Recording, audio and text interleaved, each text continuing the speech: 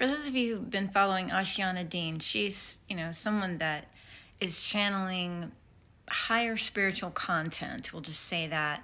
And it's all in the context of something very scientific.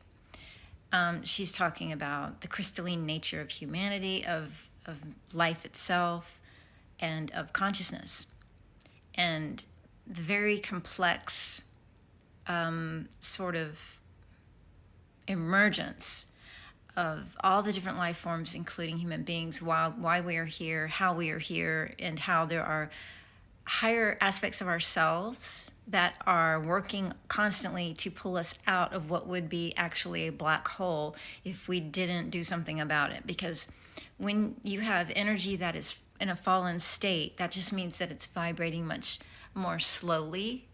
And if it continues and continues and it gets out of balance, then it's in danger of just going directly down into a black hole because there's nothing to sustain it.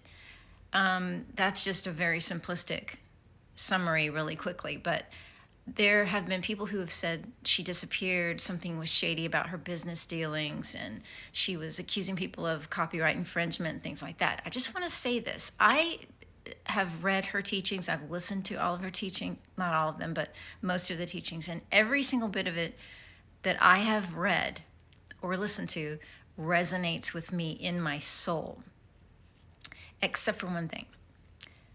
I don't understand why the drama, the much ado about nothing, to help humans ascend and to do all that while living in the material plane.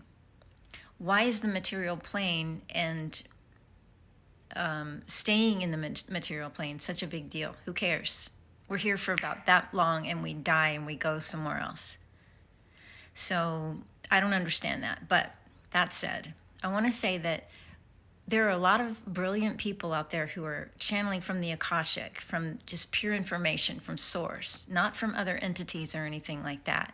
And I don't recommend you necessarily put all of your stock in someone who's channeling other entities, and I don't recommend people channel entities because that's a lesser source of information, and it's skewed, or and that information is filtered through that being. So you have the ability to channel higher reservoirs of information from the Akashic. Trust in your intuition. Practice yourself receiving these things through your right hemisphere, because the right hemisphere is the right hand of the throne of God, so to speak. Anyway, I want to say don't be too hard on people like her, because you have to remember something.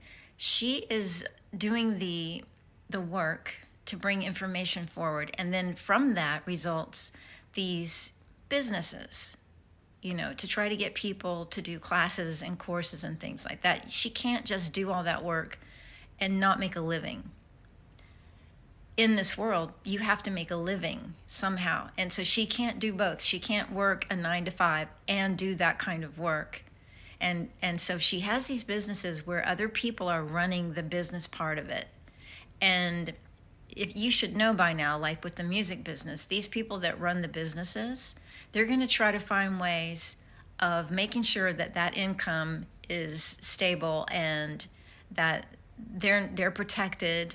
Like someone in the music industry is writing songs, and then their producers and music company, whatever, they'll go out and find people who might be in copywriting or someone who might be plagiarizing, stealing their music, their lyrics, their arrangements, things like that. And then they'll go after them. The lawyers will go after them, and the artist has nothing to do with it. And I think that might be what's happening in a lot of cases. Dan Winter, and as a matter of fact, was accused of copyright infringement. And a lot of times that's how they go after these people who are bringing very important information to the masses. They get them on something ridiculous. I think even Santos Bonacci was attacked for something stupid and simple like that. So just remember that. Keep that in mind. Don't throw the baby out with the bathwater, because this information that she brings you, I believe, is extremely important for your ascension. That said, as fascinating as all that information is, you need to remember that it's very simple, really. Non-attachment means that we release from our mental fixation on external things, the physical world. And at the moment that we leave this physical body, we no longer will resonate with it, because everything is frequency, right? So you have to match the frequency that you wish to experience.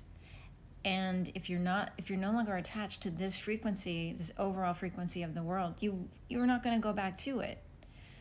So as a sovereign soul, someone who's building their soul, their blueprint for their spiritual body, you do that now while you're alive in this world by programming yourself and not letting anything else program you. Because you're not just your personality and your identity, you are light having this material experience. So, it goes back to the Buddhist principles and even some Christian teachings, basically, that people don't really know what he's talking about. But it goes back to the very simple thing, do as I do, he said, practice these things, meditate, pray to the Father in heaven, which is the higher consciousness field, by yourself alone. Do not put all of your focus on your personality, your identity. Don't attach to that. That would be egolessness, realizing that the self is just an illusion. And then non-attachment is non-attachment mentally. Those are the two basic principles of Buddhism. So that's what they were trying to teach you.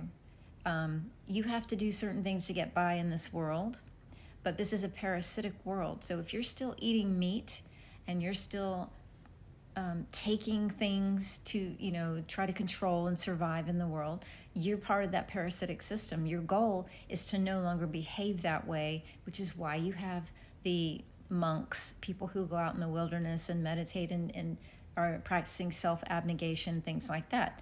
They're trying to reprogram themselves. They say that once the saints walked the earth, and the reason that they're no longer here is because everything started going to a very slow frequency. But those saints were not having sex, they weren't eating meat, and they weren't eating at all. And yet people think, oh, I'm saved because Jesus saved me, but you're still out there doing all these things that you shouldn't be doing and thinking that you're saved. And it just doesn't work that way. Ask yourself, would this be part of a heavenly existence, what I'm doing right now? People say, would Jesus do that? Okay, well, that's what I'm saying. Go through your life and go, would this be something that I would be doing if I were in heaven right now? Would I be doing this? Because whatever it is you're doing is not something normally that would be done in a heavenly existence, in a higher realm. Because we do things here and think that it's just perfectly normal because everything is backwards and upside down here, and we're told that it's okay.